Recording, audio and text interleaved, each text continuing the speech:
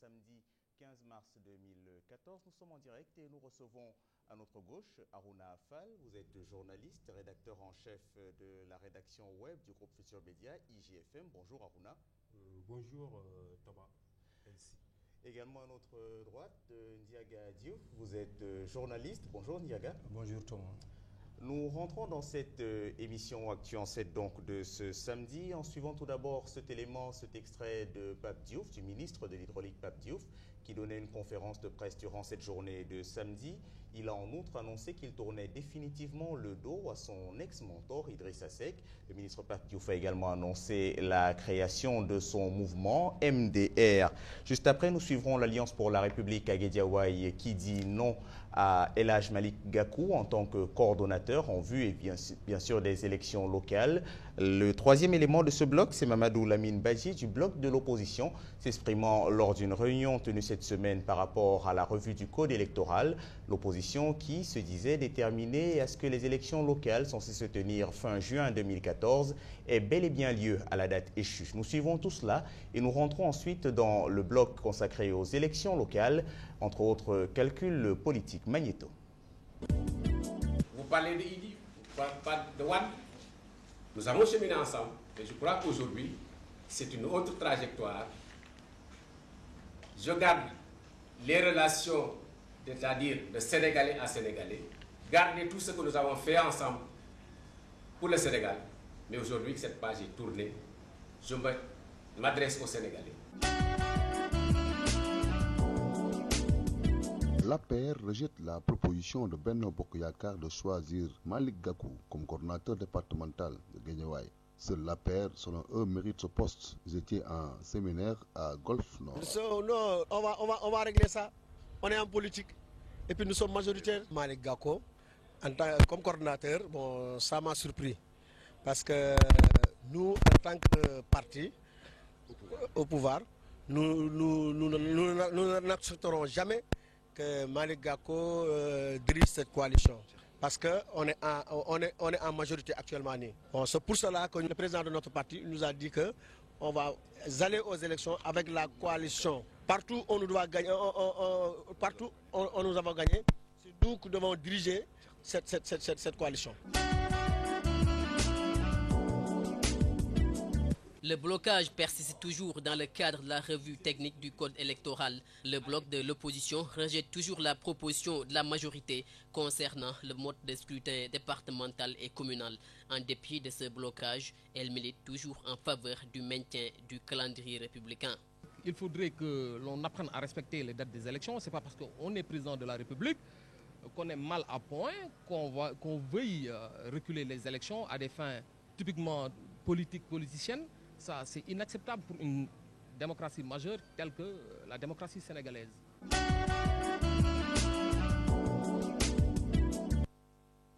Alors, Harouna Fall, nous commencerons peut-être par vous. Justement, qui a peur des élections locales entre le pouvoir et l'opposition? Merci Thomas. Qui a peur des élections locales entre le pouvoir et l'opposition? À mon avis, ils ont tous peur d'aller aux élections locales. Parce qu'à l'état actuel des choses, on ne peut pas comprendre qu'après plusieurs rencontres entre l'opposition et le pouvoir et les partis non alignés, que jusqu'à présent, ils ne sont pas arrivés à trouver un consensus. Comme on dit, aujourd'hui au Sénégal, c'est la deuxième, les élections étaient prévues le 25 mars 2009, mais on a prorogé de 3 mois. On ne peut pas comprendre que jusqu'à présent que les gens continuent à tourner en rond pour des questions de mode de scrutin, de mode de désignation à la majoritaire ou bien à la proportionnelle. La réalité, c'est que si les partis politiques, qu'ils soient de l'opposition ou du pouvoir, sont prêts à aller à ces élections et qu'ils ont travaillé en conséquence, parce que le problème, ça ne se règle pas au niveau national. Les élections locales, c'est d'abord une question de localité, une question de proximité. Si au niveau local, les partis estiment qu'ils ont fait le travail qu'ils devaient faire, et que si on va demain aux élections, mais normalement, je ne vois pas de problème. Ils devaient pouvoir aller et puis chacun gagnera ce qu'il devait gagner. Donc, ces réunions à n'importe vraiment, je ne vois pas leur utilité. L'intérêt. Je ne vois pas l'intérêt. Et là, en réalité, ils ont tous peur d'aller aux élections. Ndiaga Diouf, pour vous également, pouvoir et opposition ont peur d'aller aux élections locales? Ok, d'abord, merci Thomas pour donc, cette invitation. Je disais tout à l'heure à mon ami Aruna que c'est vraiment bon au niveau des plateaux de télévision, au niveau des médias. Comme les journalistes réclament tout le temps donc qu'il y ait un renouvellement des leaders au niveau des partis politiques, il faut aussi que les journalistes essaient de renouveler ce qui anime les débats au niveau des médias, c'est important. Merci beaucoup. Maintenant, comme l'a dit Aruna, je ne vais pas parler de problème de sentiment de peur, mais disons que il y a des obstacles objectifs qui font que peut-être on ne va pas encore respecter ce problème de cette date du 29 juin encore. Parce qu'au départ, quand on parlait de report, c'était des personnes comme par exemple Jean-Paul Diaz qui est de la mouvance présidentielle. Il parlait par exemple du mois de juin avec le mois de Ramadan. On parlait de la saison des pluies. Donc peut-être il y a des agriculteurs qui seraient au champ.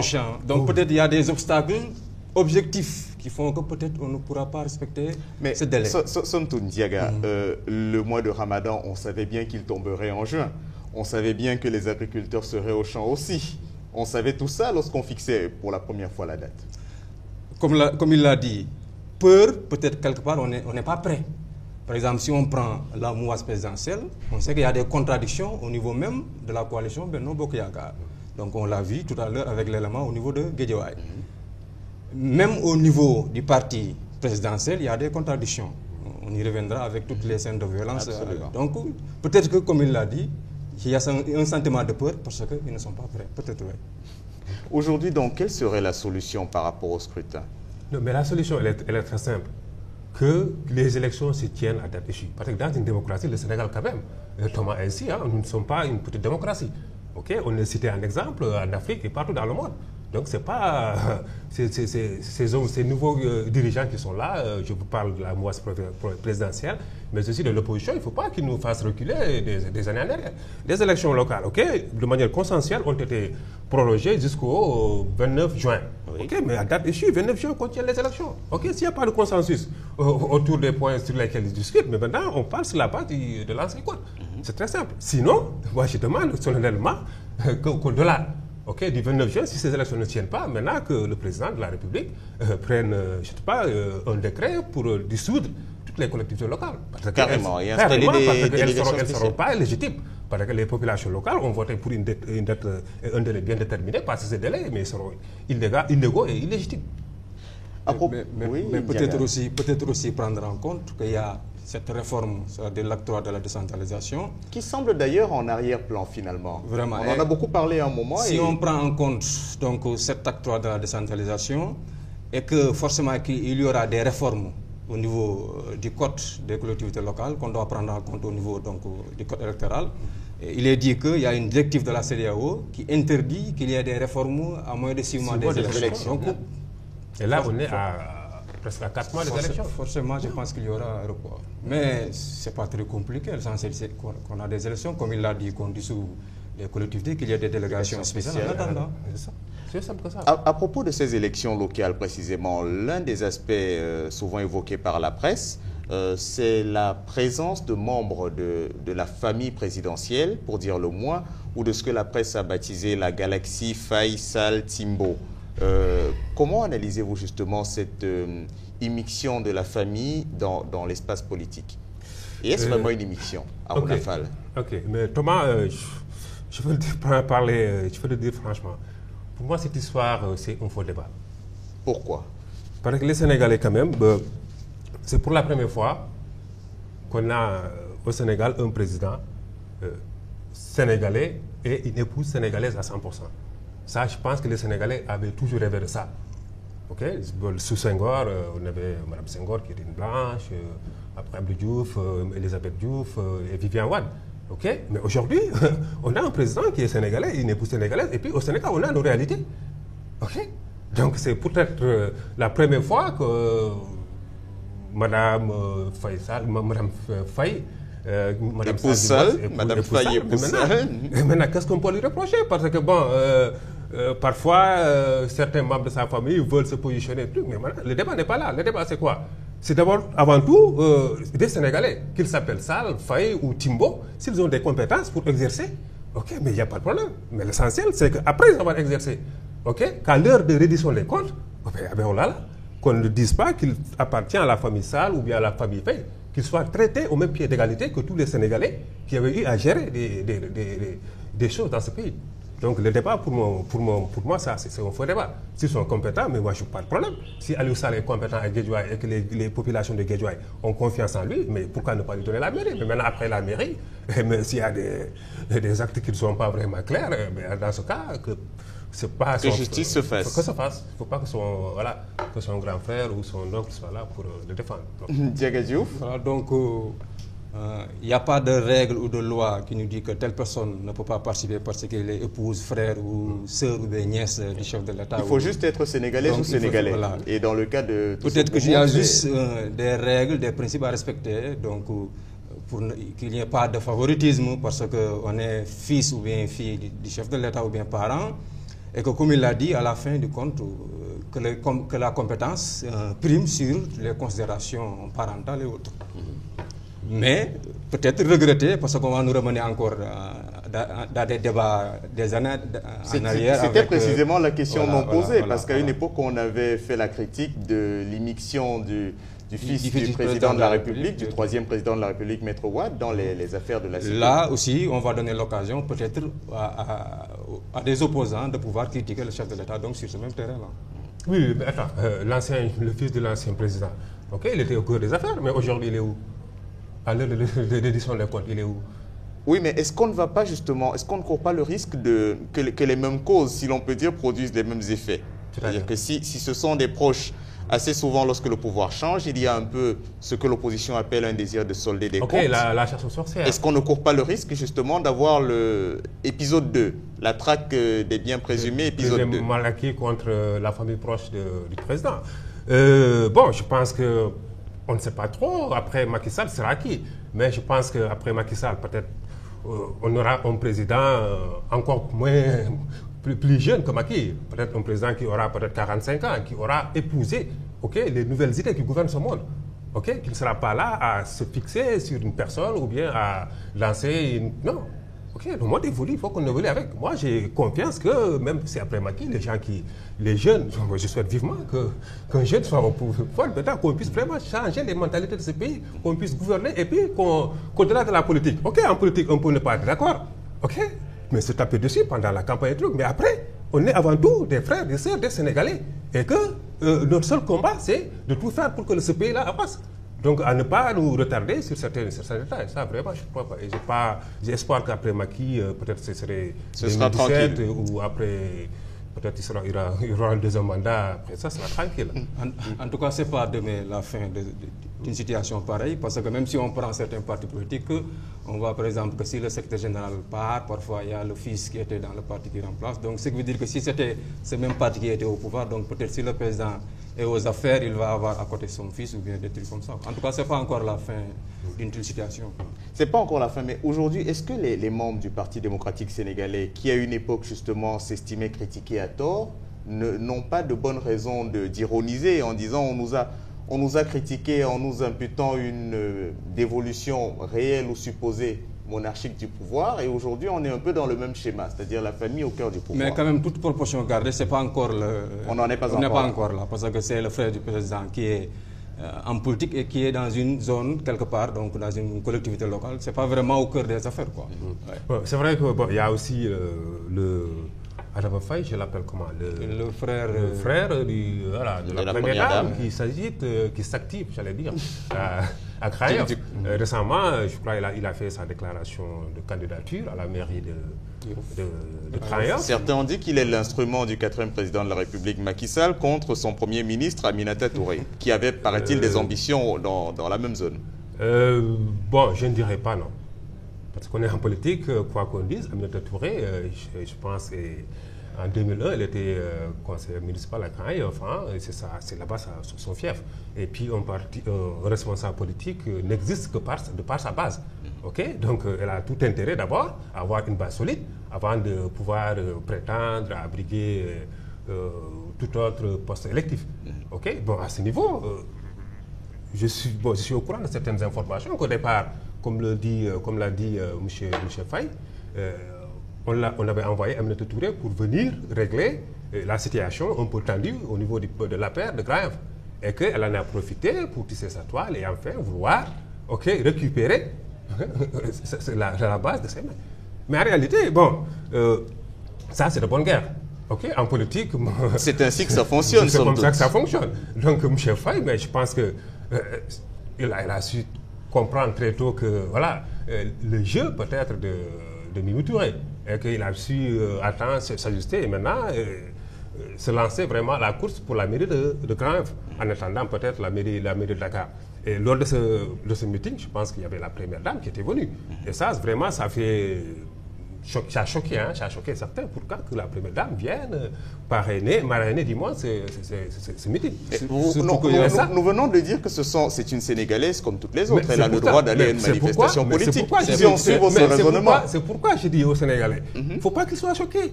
On a voulu un président sénégalais avec une femme sénégalaise. Qui dit femme sénégalaise, dit nos habitudes sénégalaises. Moi, je ne peux pas être sénégalais, avoir, comme on dit, mon réew. Ma soeur qui est premier président, c'est là-bas sanguine. Mais non, ça fait partie de nos réalités. Maître Jadjouf, à une époque, se réjouissait qu'il y ait enfin du tchouraï au palais. Mais voilà, mais à part du moment, il y a quand même, bon, c'est peut-être des rumeurs, des contradictions, une tension entre le chef de l'État et le Premier ministre. Donc il y a certains actes qu'on pose qui alimentent toujours ces rumeurs et ces contradictions-là. Donc peut-être, vu sous cet angle-là, peut-être la Première Dame pouvait ne pas aller, disons, soutenir son frère. Pendant justement que nous parlons de la Première Dame et de ces élections locales, il y a eu durant cette semaine du 16 mars 2014, cette rumeur ou information annonce d'une tournée de la Première Dame dans la banlieue. La tournée a finalement été annulée. Alors, plusieurs versions. Certains affirment que la tournée, en fait, ça a été une fausse information dès le départ, une rumeur, et qu'il n'y avait jamais eu intention de faire une tournée.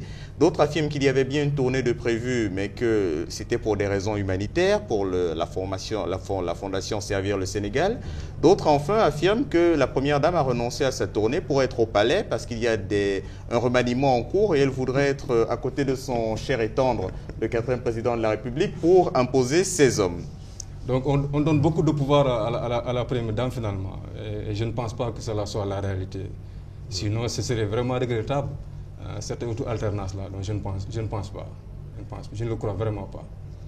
Elle n'est pas partie, peut-être il y a des raisons d'agenda, ou bien en tout cas c'est pour éviter qu'il y ait donc cette interprétation qu'on peut dire qu'elle est derrière telle personne ou bien telle personne. Déjà qu'au niveau même du parti, il y a trop de contradictions, il y a trop de tensions, il y a même de la violence par-ci et par-là. Donc il est préférable qu'elle reste vraiment en dehors de tout cela, d'apaiser les esprits. Ouais. Mais moi, je pense que aller faire une tournée dans la banlieue, l'annuler à la dernière minute parce qu'il y avait un conseil qui... Il n'y a pas eu de raison officielle, en fait. À ma connaissance, la Première Dame elle-même n'a pas communiqué dessus. Maintenant, il y a 3 versions. Il y a 3 versions, mais mon ami Thomas, puisqu'il n'y a pas de version officielle, mais moi, je me vois mal à l'aise de commenter ce qui n'est pas officiel. Merci. No comment donc. Alors nous avançons dans cette émission Actu en 7 du 16 mars 2014 pour parler de la violence dans l'espace politique. Nous allons entendre tout d'abord quelques réactions des Sénégalaises et des Sénégalais après les actes de violence dits de Matam avec le député Farba Ngom. Juste après, nous entendrons un membre de l'Alliance pour la République et non moins ministre, Abdoulaye Daouda Diallo, affirmer notamment que le 4e président de la République, Macky Sall, a condamné de tels actes et qu'il ne devrait pas survenir dans l'espace public. Juste après, nous irons à Thiès pour assister à une réunion que l'on pourrait tout à fait qualifier de houleuse, durant laquelle le maire de Thiès-Ouest a reçu tout de même de la cendre pimentée. Nous suivons tout cela et nous revenons juste après pour parler de la violence dans la scène politique et se demander au fond si dans l'espace politique sénégalais, ce n'est pas à chacun selon ses biceps. Magnéto. Après la sortie du président Macky Sall sur les violences qui sévissent au sein de l'APR, les Sénégalais rencontrés se prononcent sur la question. Pape Momar Seck invite la classe politique à plus de retenue. Le Sénégal est un pays de paix. Nous demandons aux hommes politiques d'arrêter la violence. Franchement, la priorité est ailleurs.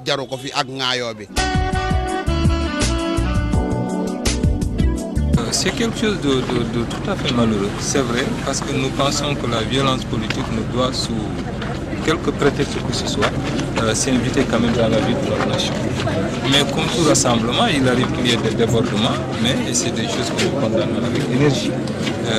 sans doute les résultats de notre conclave hier avec le chef de l'État, notamment le directoire qu'il a eu à convoquer. Il a eu à rappeler à tous les responsables que la violence ne saurait être tolérée, justement donc, dans nos rassemblements. Le syndrome de la région de Matam, transformer le moment d'une rencontre politique par des apéristes en Far West, a comme qui dirait gagné le camp du parti Réumi. En assemblée générale d'information sur le processus électoral, la violence est invitée dans l'assistance au quartier général du leader en chef réumiste Idrissa Seck. Entre bagarres, bombes, anti-agression, c'est le sauve qui peut.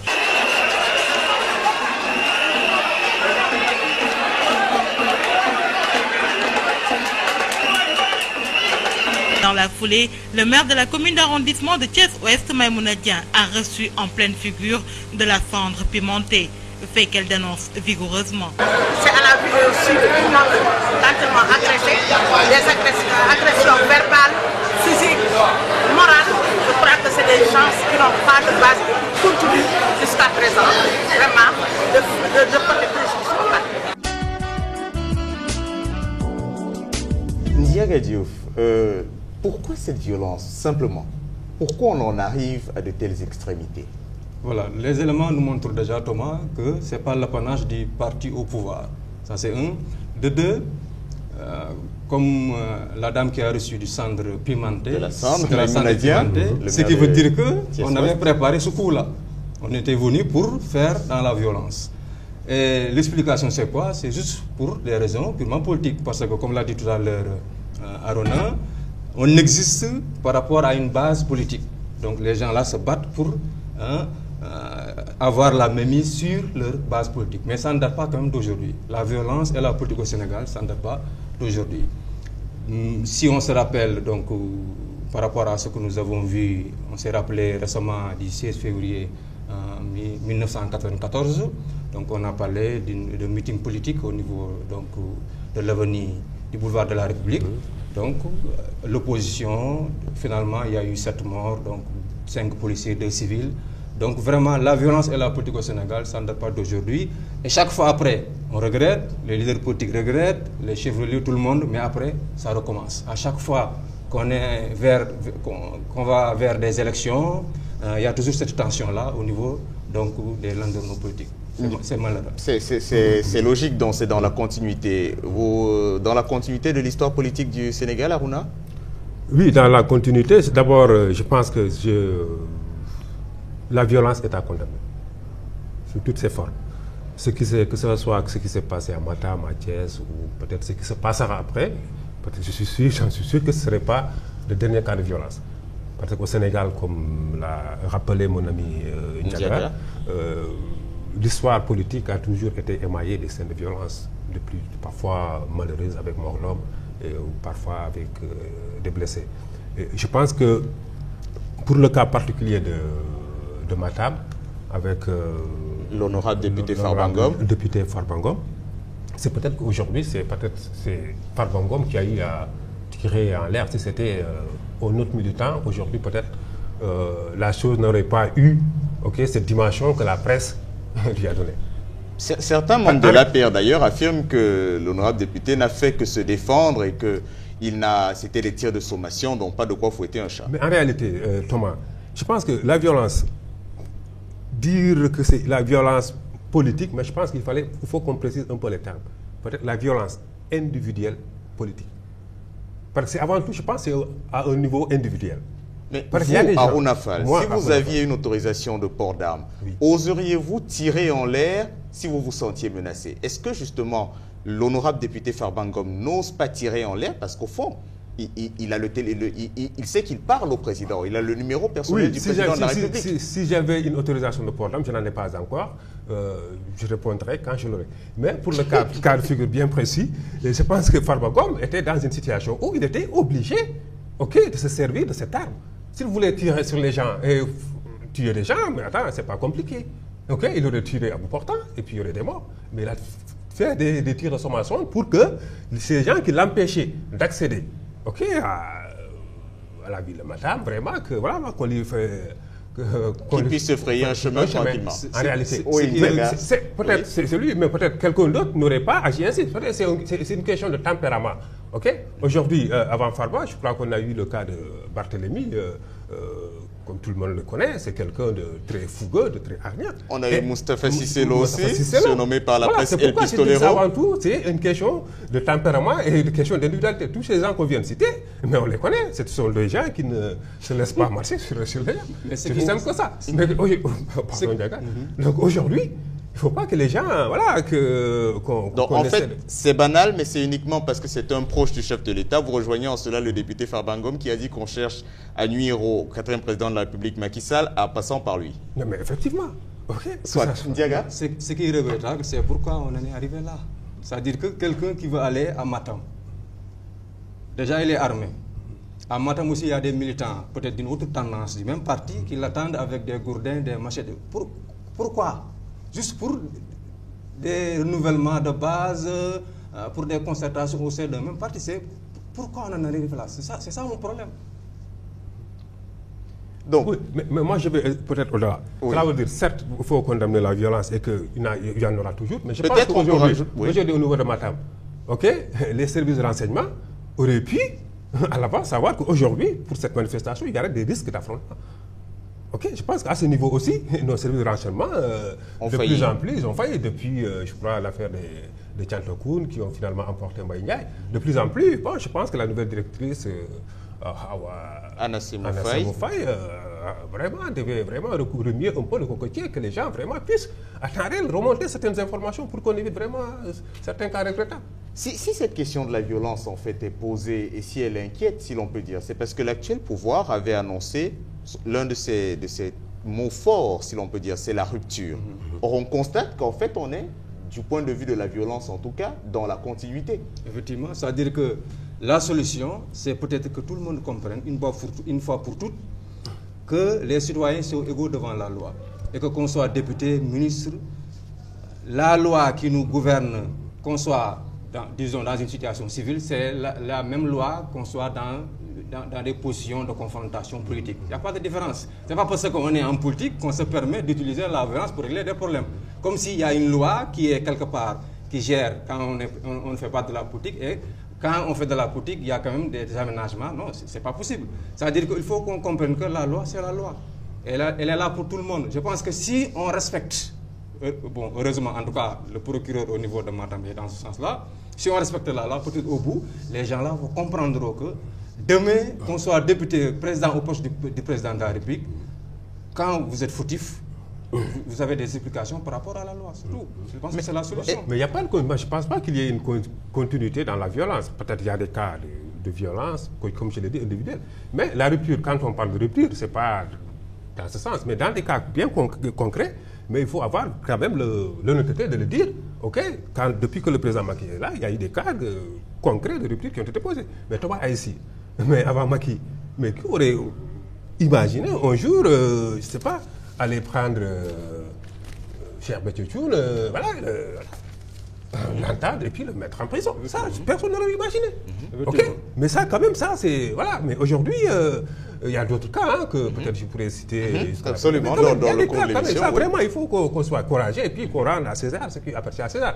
Donc aujourd'hui, Farba Ngom aurait été sous un autre régime, peut-être qu'il ne serait même pas inquiété ou allait répondre au commissaire, mais il est parti. Parce qu'il sait que s'il n'avait pas déféré à la convocation, les gens allaient le cueillir. Qu'il soit le... Donc, je n'ai pas utilisé certains mots, mais quand même... Il est présenté l'honorable député Farba Ngom comme le trio du président. Ils disent que Macky, certes, voilà, vous pouvez être... Le président de la République lui aurait passé un savon, selon la presse. Voilà, mais c'est ça, mais les gens le disent. Peut-être les gens disent souvent que Macky... vous m'excusez le traître-là, peut-être dans le sens positif. Cela veut dire que vous avez beau être amis, mais à certains moments, il n'hésite pas vraiment de vous dire c'est quelle vérité. On a vu le cas avec Niass, les tiraillements entre Moustapha Cissé Lo et Moustapha Niass. Mais personne ne pensait que Macky Sall serait capable de prendre position et puis vraiment de mettre à sa place Moustapha Cissé Lo. Mais ça, c'est des cas concrets. Donc, si on parle de rupture, ne serait-ce que dans ces cas, aujourd'hui, il faut vraiment avoir le courage de le dire que, le président Macky, quand même, il a posé des cas de rupture concrets. Diaga? Non, le président l'a dit, donc on peut le prendre mot pour mot. Je tiens à ce que toutes les femmes et tous les hommes qui m'accompagnent dans l'exécution du contrat de confiance, qui me lient au peuple, comprennent et acceptent que cette mission ne crée pas une catégorie de citoyens privilégiés au-dessus des autres et de la loi. Donc je pense que, comme Aruna l'a expliqué, pour le moment on est dans cette logique-là, même si le procureur de Matam a reçu une demande d'explication par rapport à sa hiérarchie. Précisément. Mais peut-être ça, c'est le fonctionnement naturel de la justice. Même si l'honorable député Farbangom a anticipé sa convocation. Ce qui, somme toute, est un peu curieux. Aussi. Mais pour vous, on est effectivement dans la rupture. Dans la rupture, en attendant de voir peut-être des preuves contraires. Mais pour le moment, comme il l'a dit, il a cité le cas de Cheikh Béthio Thioune, il y a d'autres célébrités. Oui, mais certains ont affirmé que Cheikh Béthio Thioune a été arrêté. Précisément, il paye les pots cassés, si l'on peut dire, parce qu'il était proche du 3e président de la République. Bon, ça, c'est peut-être des interprétations politiques, c'est un peu compliqué, parce que, par exemple, hier, il avait soutenu Abdoulaye Wade, aujourd'hui, peut-être... en tout cas, il ne fait pas dans la politique, il n'est pas dans l'opposition. Même le président de la République, peut-être s'il cherchait des voix à gauche et à droite, pourquoi il ne peut pas aller, par exemple, voir Cheikh Béthio Thioune ou Cheikh Modou Kara ou autre personne. Donc, je ne pense pas que ce sont des gens qu'on peut considérer comme des opposants. Non, non, non.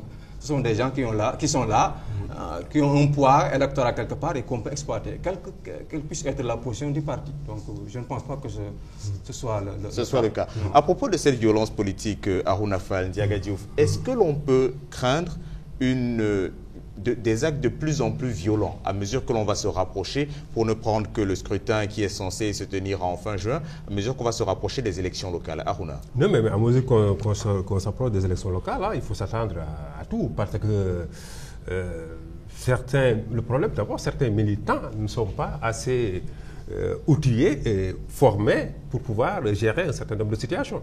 Et je pense qu'il y a, au niveau des partis politiques, il y a tout un travail qu'il fallait mener, notamment en termes de formation, de sensibilisation, pour que les gens puissent intégrer que pendant les élections, certes, bon, il y a des enjeux, mais que les gens puissent comprendre que de ces élections, les gens se retrouvent autour de l'essentiel. Cela veut dire d'abord leur contrainte, leur développement. Donc, je pense qu'aussi bien les partis politiques que la société civile, j'appelle quand même la société civile, à s'investir davantage. Ça existe encore, la société civile, au Sénégal? Oui, malheureusement, il existe juste quelques... Il paraît qu'elle est bien logée au palais et qu'elle se déplace en véhicule climatisé ces temps-ci. Il ne peut pas être tout le monde. En tout cas, pour ce qui est, par exemple, de ces élections-là, il y a la société civile qui joue les facilitations. Donc, disons qu'elle existe jusqu'à présent. Maintenant, pour ce qui est de la violence, peut-être aussi cela dépendra des compositions, des contradictions au niveau de certaines coalitions. Par exemple, si on prend Benno Bokk Yakaar, quand il y aura beaucoup d'entente et de cohésion au sein de Benno Bokk Yakaar dans certaines zones, peut-être il n'y aura pas de problème. Ça dépendra des contradictions au niveau des coalitions, surtout au niveau de la mouvance présidentielle. Tout dépendra. Précisément, Diaga Diouf, vous parliez de la coalition présidentielle. Nous avons, durant cette semaine justement du 16 mars, eu l'occasion de suivre cette sortie de Moustapha Niasse, le leader de l'AFP, annonçant que son parti ne présenterait pas de candidat lors de la présidentielle censée se tenir en 2017. Les réactions ont été vives, y compris au sein même de ce parti. L'on affirmait notamment qu'il y avait une intention de mettre sous les teignoirs certains ténors de ce parti qui regardaient déjà du côté du palais de Roum. Quelques réactions des Sénégalais, et cela nous permet précisément de rentrer dans la partie de cette émission consacrée aux élections présidentielles. Nous nous demanderons notamment si les amis ne sont pas plus redoutables que les ennemis. Magnéto. Les directives données par certains leaders politiques au sein de leur parti s'apparentent à la dictature, selon bon nombre de citoyens qui dénoncent le comportement de ces chefs de parti. Ce sont des décisions irraisonnables, parce qu'un chef de parti ne veut pas dire que ce n'est pas un messie, ce n'est pas quelqu'un qui doit prendre des décisions à la place des gens qui l'ont choisi pour diriger son parti.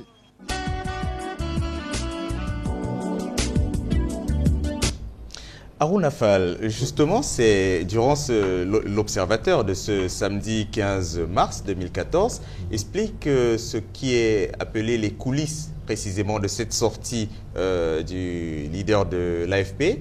Il est notamment dit dans les colonnes de l'Obs, en page 8, si la mémoire est bonne, qu'effectivement, l'objectif, c'est de casser la coalition Benno Bokk Yakaar sans que l'on puisse reprocher au 4e président de la République d'avoir pris l'initiative de la rupture, puisqu'il avait dit « la rupture ne viendra jamais de lui ».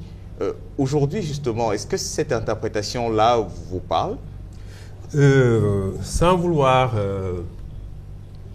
contredire votre confrère, non, mon confrère, je pense que ce sujet de Moustapha Niasse, il y a un an, jour pour jour, plus précisément le 13, dans l'Observateur du 13 février 2013. En moi, j'étais à l'Observateur comme chef de desk politique adjoint. J'avais fait un papier à la une, j'avais mis Moustapha Niasse lâche l'AFP pour Macky Sall. Un an déjà. Et j'attaquais mon papier par ces mots de Moustapha Niasse qu'il avait tenus à l'époque. Les Sénégalais ont élu Macky Sall à 65%, le 25 mars 2012. C'est Dieu qui l'a choisi. Et Dieu ne se trompe pas. Quiconque tenterait de s'opposer à cela, s'il est musulman, ce n'est pas la peine qu'il aille à la mosquée. S'il est chrétien, ce n'est pas la peine qu'il aille à l'église. Et que lui, il reste et demeure dans Benno Bokk Yakaar. Donc aujourd'hui, un an après, si Moustapha Niasse vient dire qu'il est dans Benno et il reste dans Benno, et en 2017, il ne compte pas s'opposer à Macky Sall, mais moi, quelque part, moi, je ne suis pas surpris. Je dis qu'au moins ça, voici quelqu'un qui est logique avec lui-même. Souvent, nous, au niveau de la presse, on a tendance à s'emporter pour les faits courants. Les plus pervers diront à vendre du papier. De vendre les papiers, faire du Johnny, comme on dit. Mais sans pour autant prendre la peine de faire un retour en arrière, essayer d'analyser. Est-ce que sa déclaration d'aujourd'hui, est-ce qu'elle est un an avant, 2 ans avant, est-ce que c'est en contradiction avec ce qu'il a dit? Donc moi, quand je l'ai entendu, j'ai souri dans mon salon, j'ai dit que voici quelqu'un, au moins, qui respecte ce qu'on appelle la morale politique. Quoi qu'on dise, Moustapha Niasse, on peut tout lui reprocher, mais quand même, en termes d'éthique et de morale dans la politique, vraiment, à mon avis, peut-être que je suis jeune, mais je ne pense pas qu'avant lui, que les gens puissent avoir vraiment de tels comportements politiques. Ndiaga Diouf, cohérence dans l'action politique ou bien désir de préserver des avantages? Parce qu'il a tout de même le couperet du renouvellement de son mandat en tant que président de l'Assemblée nationale sous la gorge. Si on suit donc le raisonnement de Arona par rapport aux déclarations antérieures de Moustapha Niasse, il est logique et cohérent avec lui-même.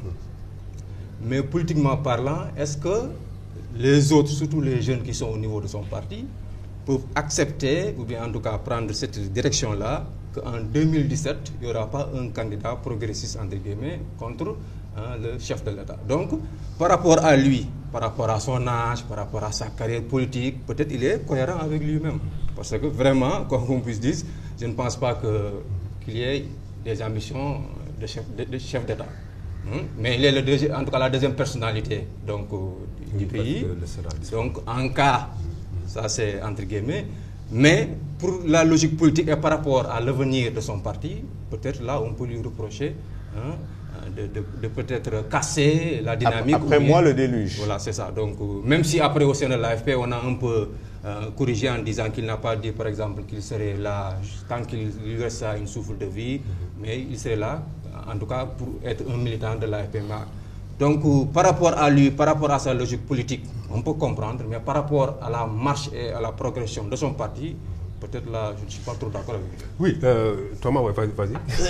Est-ce que cette sortie, justement, au fond, un frère à nous, Yorodia, disait les dictatures sont silencieuses.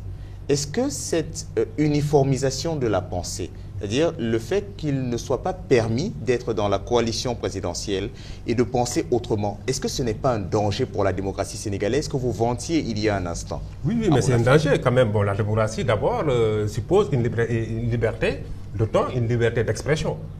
Mais le problème, c'est qu'ici au Sénégal, on a un problème fondamental, c'est la gestion de nos partis politiques. ou plutôt de leur parti politique, puisque là, jusque-là, je ne suis pas pas encore membre. Membre d'aucun parti politique. Quoi qu'on a prêté à votre patron des ambitions, et on a commenté également son retour aux commandes du groupe, mais bon, ce n'est pas le but. Bon, ça serait peut-être un autre débat. Il serait prêt à répondre à ces questions. Okay. Mais je pense que c'est ça le problème. Si Moustapha Niasse, il dit qu'il ne se présentera pas, mais bon, que quelqu'un d'autre qui se présenterait, il n'aura pas son oui, soutien. il a dit, je ne soutiendrai pas. Je ne soutiendrai pas. Bon, ok, mais aujourd'hui, il faut que les gens qui sont dans les partis politiques, dès le départ, il faut que ça soit clair. Ok, quand on veut créer un parti politique, il ne faut pas que M. X, qui a ses moyens, vienne, il vous convoque chez lui, dans son salon, pour dire que maintenant, je veux qu'on crée un parti politique. Les récépissés ou les règlements intérieurs, on essaie de calquer sur un modèle, sans pour autant essayer de... Donc pour vous, le problème de fond, c'est celui du financement des partis politiques. Financement des partis politiques.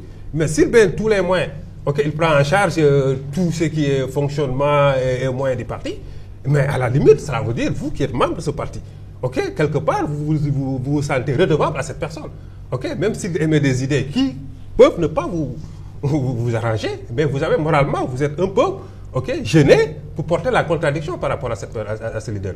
Mais cela n'empêche. Aujourd'hui, ça, ce n'est pas une raison. Donc, aujourd'hui, dans les partis politiques, moi, je lance un appel aux jeunes qui sont dans ces partis politiques. Je commence par l'APR, mon ami Abdoumbo. Je citerai aussi Barthélémy Diaz, El Hadj Malick Gakou. Mais il faut que les jeunes, aujourd'hui, prennent leurs responsabilités. Et que même si les autres leaders, ils ont les moyens pour financer un certain nombre, non, mais grand, stop. Donc ici, il faut qu'on établisse des règles de financement de ce parti. Soit on va mettre des cotisations, ou chacun en fonction de ses moyens. Soit on installe une station-service dans l'enceinte du truc de la maison du parti. Et jusque-là, quand même, je pense qu'il faut quand même s'en féliciter. Saluer l'initiative du Parti socialiste. Mais à part le Parti socialiste, tous les autres partis, le patron, c'est lui qui finance. Et qui finance? Qui paye comment? Et le problème, c'est que toujours à la fin, il y aura un problème. Si le leader part, il y aura toujours un problème. Par exemple, avec le cas d'Abdoulaye Wade, il désigne quelqu'un, ce sont des contradictions à gauche, à droite. Donc, pour en tout cas que le parti politique ait une vie normale, donc un fonctionnement normal, comme il l'a dit, il faut qu'il y ait donc une gestion collégiale, mais pas une personne, parce qu'il a les moyens, qu'il dirige donc totalement son parti. Alors l'analyse... Excuse-moi. Oui. Même peut-être au-delà. Aujourd'hui, moi je pense bien qu'au niveau même des autres partis, il faut qu'on aille vraiment vers des systèmes plus démocratiques avec l'organisation des primaires, comme aux États-Unis. Aujourd'hui, quand je suis membre du parti politique, d'un parti politique, que je sois, je ne sais pas, issu de Fongolombi et tout, mais quand j'ai des ambitions, des compétences, que je vienne à ces primaires avec mon programme, mes projets, avec des gens, des bailleurs qui sont derrière, qui me soutiennent, peut-être sur la base du volontariat, comme les cotisations, pour soutenir le baccalauréat, et que je vienne, et que tous les candidats, vraiment, qu'on étudie leur background et qu'on choisisse le meilleur. Et s'ils sont compétents, maintenant, on investit cette personne. Pour aller vraiment battre campagne pour le parti. Sinon, la réalité aujourd'hui, c'est quoi? Ce sont les mêmes candidats qui se présentent à chaque fois et ils sont toujours battus et ils reviennent. Mais il faut quand même faire attention avec l'argent et les partis. D'ailleurs, je pense qu'il y a un projet pour le financement des partis politiques. Donc, comme il a dit, qui paye commande. Donc, si on laisse aussi l'argent venir à gauche, à droite, parce qu'il y a des bailleurs, ça pose aussi problème. Donc, il faut aussi faire attention avec l'argent et les partis politiques. Au sein de la il peut y avoir des bailleurs, mais aussi, il faut que ça soit organisé. Cela veut dire des systèmes de cotisation ou bien les volontaires qui peuvent maintenant donner de l'argent pour soutenir ta candidature, mais peut-être les gens vont fixer des barèmes. Ça veut dire si tu veux soutenir un candidat, maintenant la loi décrète que tu ne peux pas donner plus de... C'est le cas d'ailleurs dans certains pays développés, déjà il y a un plafond. Maintenant, de façon transparente, les gens publient que telle personne a donné 500 000 trucs, maintenant le barème est là. Qui après Moustapha Niasse? Parce que si l'on en croit votre consoeur Kodo Badiane, justement dans l'Obs de ce samedi 15, c'est-à-dire l'objectif c'est de pousser les autres leaders, il y aura excusez le mot, un deal entre le président de l'Assemblée nationale et le président de la République pour casser la dynamique. Et il s'agit d'inciter les autres, d'obliger les autres à se positionner. Qui après Moustapha Niasse, justement? Qui est-ce qui fera son djebelou après? Qui après Moustapha Niasse Qui est-ce qui fera son allégeance pour dire je renonce? Les regards sont tournés de la météo politique. Vers Tanor, les regards sont tournés vers Tanor. Et ça va être le même problème, parce que là-bas aussi, si Ousmane Tanor Dieng, comme Moustapha Niasse se dit peut-être pour les présidentielles, j'ai moins de chance, il y a d'autres qui sont au sein du parti, Comme là-bas, il y a les Gakou, les Alioune Sarr et les Malick Diop, là aussi, il y a les Khalifa Sall, il y a les Maître Aïssata Tall et autres. Donc, ce sera la même situation. Mais moi, je pense que... Bon, qui sera le prochain à faire l'allégeance? Mais bon, je ne dirais pas Moustapha Niasse. Oui, lui, c'est déjà fait. Non, et au fond, Ousmane Tanor Dieng. Et au fond, qu'est-ce qui empêche quelqu'un de donner sa parole? Aujourd'hui, on est quand même 3 ans avant l'élection. Qu'est-ce qui empêche un leader de dire aujourd'hui, je ne serai pas candidat, et 6 mois avant l'élection, de changer d'avis? Il n'y a que les imbéciles qui ne changent pas d'avis, somme toute. Oui, il n'y a pas que les imbéciles qui ne changent pas d'avis, mais aussi, n'oubliez pas, au Sénégal, il y a la jurisprudence Warren, qui a été fatale à Maître Abdoulaye. Ça, c'est une leçon que beaucoup de leaders politiques ont retenue. Voilà. Donc, dans ce cas, tu ne peux pas dire une chose aujourd'hui et de me dire le contraire. Il y a des valeurs, il y a des valeurs à sauvegarder. Voilà. La parole donnée, ça vaut quelque chose. Ça vaut quelque chose. Ouais. Alors, nous rentrons dans la dernière partie de cette émission, actuellement celle du 16 mars 2014. Dans la partie, en fait, une semaine du 16 mars, l'actu en vrac. Nous suivrons tour à tour l'actualité à l'hôpital général de Grand Yoff avec cette protestation publique des travailleurs qui dénoncent les pénuries devenues récurrentes dans cet établissement hospitalier. Nous irons également à l'école Inde-Japon où les enseignants ont pris fait et cause pour leurs camarades de l'école Sénégal-Japon qui déploraient des ponctions effectuées sur leur salaire. Nous irons également du côté de Mboro, des industries chimiques du Sénégal. Là-bas, 200 vigiles ont effectué un sitting pour exiger le paiement de 2 mois d'arriérés de salaire des vigiles de la société Phoenix Sénégal. Nous irons à Touba. Là-bas, les transporteurs disent non au projet d'ouverture de la gare routière des Beaux Maraîchers. Et nous nous intéresserons également à un sujet plus léger avec cette victoire de l'équipe de Walfadjri lors du tournoi Presse Foot ce samedi. 3-2.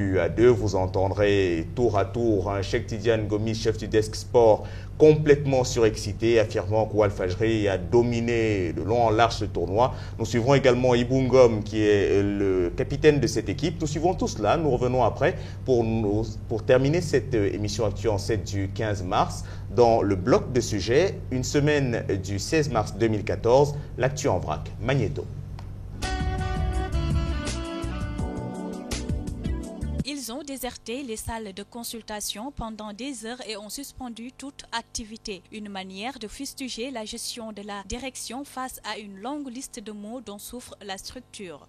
Ça veut dire que quand un chef de service va jusqu'à envoyer une note pour alerter en disant qu'on va aller vers une rupture de stock, ça pose un problème. C'est arrivé au niveau de la radio. Il y a de cela une semaine, c'est la même situation qui s'est passée au niveau du laboratoire. Les professeurs du Centre de formation professionnelle et technique Sénégal-Inde se solidarisent avec leurs collègues du Centre de formation Sénégal-Japon dont les salaires sont suspendus. Ils crient à l'injustice. Nous trouvons ça anormal pour 2 raisons. Parce que nous voyons que les nouvelles autorités ont toujours dit que la filière de l'enseignement professionnel, c'est la mamelle nourricière vraiment des compétences nécessaires pour le développement du Sénégal. C'est injuste. Nous voulons nos salaires. Respectez vos engagements. La sécurité est fragilisée au DICES. 2 mois sans salaire, c'est trop pour les 200 agents employés par l'agence de sécurité Phoenix Sénégal afin d'assurer la sécurité des industries chimiques du Sénégal dans la commune de Mboro. Ne pouvons plus supporter cet état de fait en plus de ne disposer d'aucune tenue adéquate de travail. Ils sont sortis manifester leur colère à l'encontre de la direction. Les réticences notées concernant la modernisation du système de transport dont la clé de voûte demeure l'ouverture de la nouvelle gare routière Les Beaux Maraîchers n'épargnent pas aussi les transporteurs de Touba. Pape Mbaye, président du regroupement des chauffeurs horaires Touba-Dakar, estime que cette restructuration du système de transport annoncée par les autorités ne restera pas sans grandes conséquences. Parce que au regroupement, il n'est pas décent de trouver quelqu'un qui dispose de privilèges et de vouloir tout lui arracher. Ceux qui travaillent dans le secteur du transport, si on les pousse dans l'inactivité, ils pourraient devenir des agresseurs et des assassins. Alors là, la faute incomberait à l'État. Nous aimerions que Macky Sall intervienne.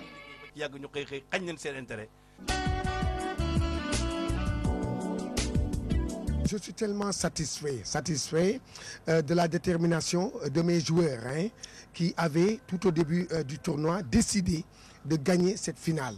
Et ils l'ont démontré à chaque match.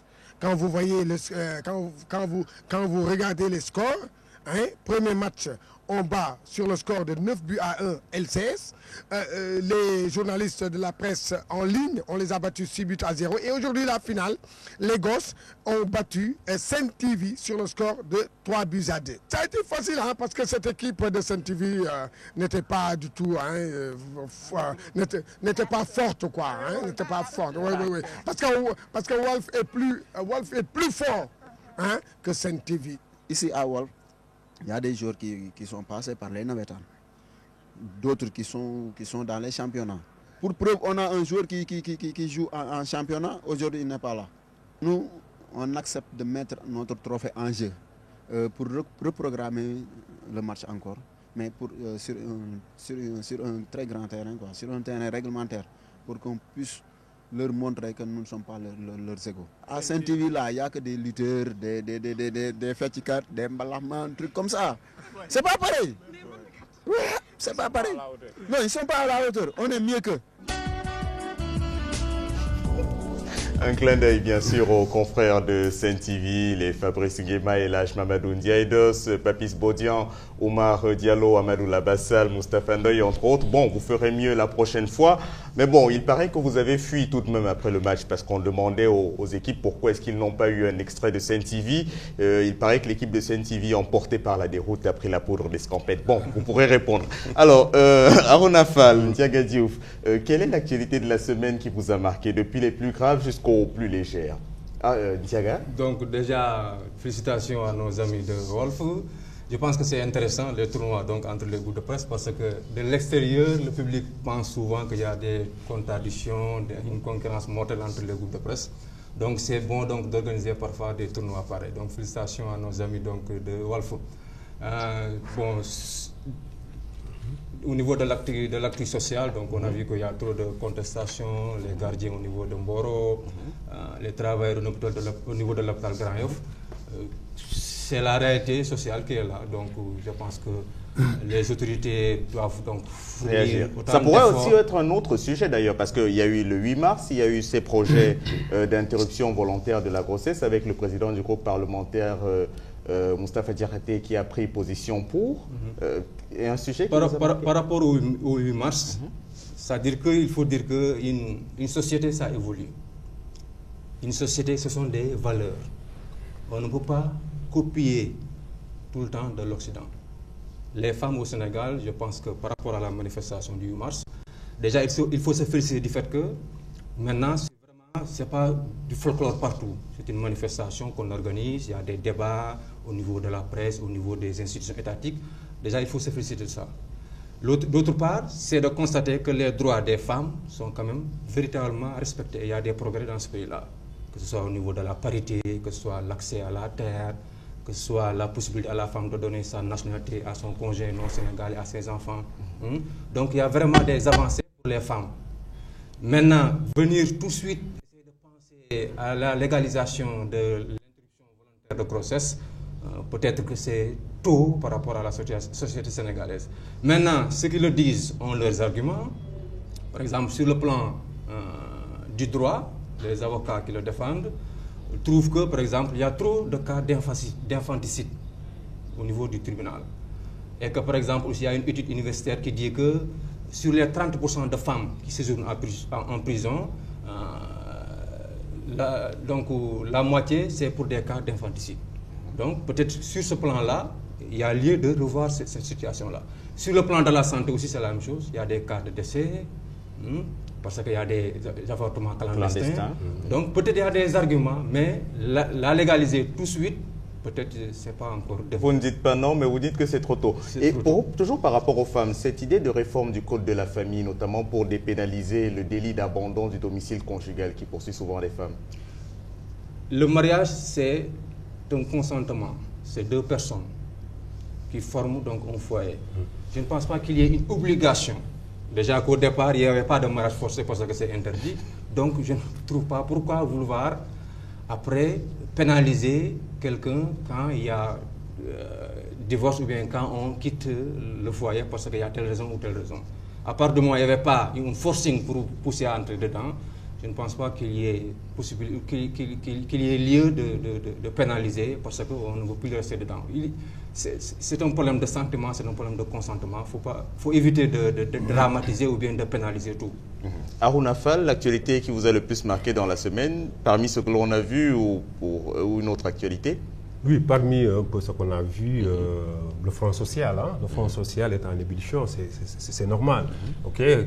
Quand une société marche et qui veut aller de l'avant, il faut qu'il y ait des syndicats très forts et que pour ce qui est un peu le patronat, parce que toute personne aspire à vivre vraiment de meilleures conditions de vie et de vie. Donc tout ça, j'appelle les responsables étatiques, ou même si c'est dans le secteur privé, à être plus regardants sur les conditions de travail quand même des gens. Parce que, surtout au niveau des établissements de santé. Là, vraiment, il y a de gros efforts à faire. Donc, quelque part, je les appuie, vraiment. Il faut agir, en tout cas. Maintenant, autre chose par rapport à l'interruption volontaire de grossesse. Vous avez évoqué tout à l'heure le cas du président du groupe parlementaire, Moustapha Diakhaté, un grand que je salue de passage. Mais je pense que Moustapha Diakhaté, de plus en plus, souvent, moi je reçois beaucoup de communiqués. Tout le monde en reçoit. Mais honnêtement, des fois, quand je lis, je dis, mais est-ce que Moustapha Diakhaté, est-ce que réellement il a... Bon, je ne sais pas, est-ce qu'il a pris la peine de consulter l'ensemble du groupe parlementaire pour prendre position par rapport à telle question? J'avoue que des fois, il y a des positions qui sont à la limite nihilistes ou radicalistes. Aujourd'hui, sa dernière sortie sur le cas de Makhtar Mbow, voilà, après toute la presse c'est embrouillé dans ça, qu'il a outrepassé ses prérogatives et tout. Mais en réalité, je pense que bon, sur cette question, on ne peut pas quand même d'un seul coup demander, je ne sais pas, qu'on légalise l'interruption volontaire de grossesse. Ce serait vraiment la porte ouverte à tout. D'autant plus qu'aujourd'hui, les jeunes filles qui ont des grossesses non désirées, parfois tentent de manière clandestine. Oui, mais précisément, au moins pour préserver la santé et éviter les avortements clandestins ou éventuellement les personnes qui vont en prison à cause des infanticides, est-ce que ce ne serait pas un moindre mal? Non, mais pas un moindre mal. Quoi qu'on dise, moi, avant tout, je mets en avant mes croyances religieuses. Je suis un musulman, fondamentalement musulman. Il y a certaines choses, pour rien au monde, je ne pourrais pas, quelles que soient les positions sociales que je pourrais occuper, vraiment, les cautionner. Ce sont vos valeurs profondes. Ce sont mes valeurs profondes. Mais l'avortement, c'est un crime, comme le dit Alpha Blondy. Abortion is a crime. Et la religion protège effectivement la femme ou l'enfant dans une situation de grossesse compliquée. Il y a des conditions remplies pour que la religion permet l'interruption volontaire de grossesse. Peut-être que votre oustaz... les oustas de la maison et de la vôtre éventuellement pourront faire un intéressant débat sur la question. Et pourquoi pas un dîner avec Diamono sur la question. En tout cas, le mot de la fin, Harouna Fall, Ndiaga Diouf. Mot de la fin, j'ai oublié de féliciter votre grande équipe. J'espère que bon... IGFM était-elle dans le tournoi? Si oui, est-ce qu'on pourra vous battre? Jouer contre vous un de ces jours? Non, mais non, IGFM n'était pas... En tout cas, CNTV a tapé la presse en ligne. Carrément? Oui, la presse en ligne. Oui, mais IGFM, je suis en train de monter une équipe. Oui. On n'est pas encore prêt. C'est une façon de dire que vous n'êtes pas très compétent, en tout cas pour l'instant. Donc, félicitations à l'équipe de Walf et tout.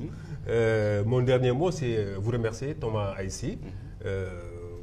Vous êtes quelqu'un pour qui vraiment j'ai beaucoup d'admiration et beaucoup de respect. C'est la première fois qu'on partage un plateau.